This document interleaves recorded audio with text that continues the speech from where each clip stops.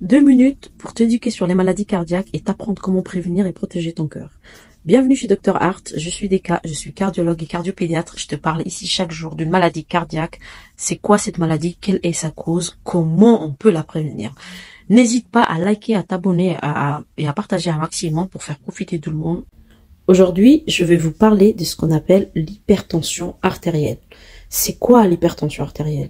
On la définit par une pression artérielle systolique supérieure ou égale à 140 mm de mercure et ou une pression artérielle diastolique supérieure ou égale à 90 mm de mercure. Selon les nouvelles recommandations de la Société européenne de cardiologie de 2024, on classe les personnes selon 3 catégories selon leur niveau de pression artérielle.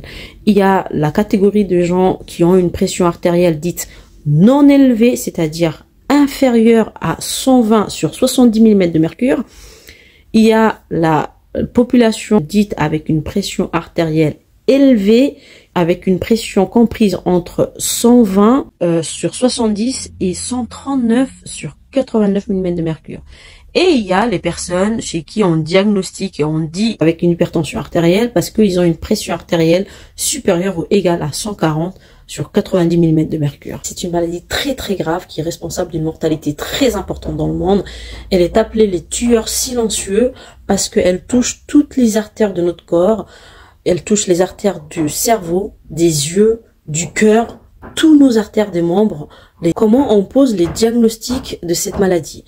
C'est dans 3 situations en fait. Premièrement, le malade est complètement asymptomatique, il a aucun signe, il vient nous voir pour un autre problème et on découvre qu'il a une pression artérielle supérieure à la normale. Deuxièmement, le patient il présente des signes, par exemple des céphalées très importants qui ne cèdent pas malgré la prise de Doliprane qui sont constantes. Un flou visuel où le malade il se plaint tout le temps de ça, ou bien ce qu'on appelle des acouphènes de bruit constant qui sont au niveau des oreilles. Troisième situation où on pose les diagnostics de cette maladie, c'est dans les situations où le malade jusqu'ici il avait aucun signe, il se plaignait de rien et d'un coup il présente une complication telle que un accident vasculaire cérébral, ou bien il peut présenter ce qu'on appelle un infarctus du myocarde ou une crise cardiaque, ou bien il peut d'emblée faire une insuffisance rénale avec des dégâts importants des reins. Alors comment on la mesure cette pression artérielle? Il est actuellement préconisé d'utiliser ce qu'on appelle les tensiomètres automatiques, un tensiomètre validé par les institutions de santé. Pour poser les diagnostics de cette maladie, on utilise 3 moyens. Soit le malade, il vient consulter et on prend sa tension avec toutes les conditions de mesure au cabinet avec notre tensiomètre et on trouve qu'il a une pression artérielle élevée. La deuxième situation, c'est qu'on demande au malade de compléter la mesure par ce qu'on appelle l'automesure de la pression artérielle, c'est-à-dire on conseille au malade de prendre sa tension artérielle chez lui sur 3 jours de façon bien définie. Et dans la troisième situation, on lui met ce qu'on appelle un holter tensionnel, c'est-à-dire on lui met un brassard avec un tensiomètre qu'il va porter pendant 24 heures d'affilée et qui va prendre la tension artérielle toutes les 15 à 30 minutes la journée et toutes les 30 minutes voire toutes les heures la nuit pendant 24 heures d'affilée. Alors comment on la prend en charge sur le plan médical? Il y a 2 grandes lignes de prise en charge.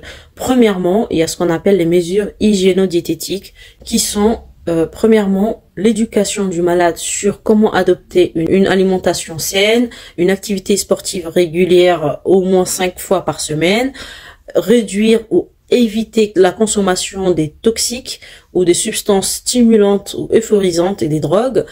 Quatrièmement, de réduire le stress. Et cinquièmement, de traiter et de prendre en charge s'il a déjà un autre facteur de risque cardiovasculaire présent en plus de l'hypertension artérielle. Ça, c'est la première ligne. La deuxième ligne, c'est la mise en place d'un traitement, des comprimés que le malade va prendre. On va lui expliquer comment faire et il va prendre de façon régulière et toute l'importance réside là. Si vous avez des questions, n'hésitez pas à me poser en commentaire. Je vous expliquerai.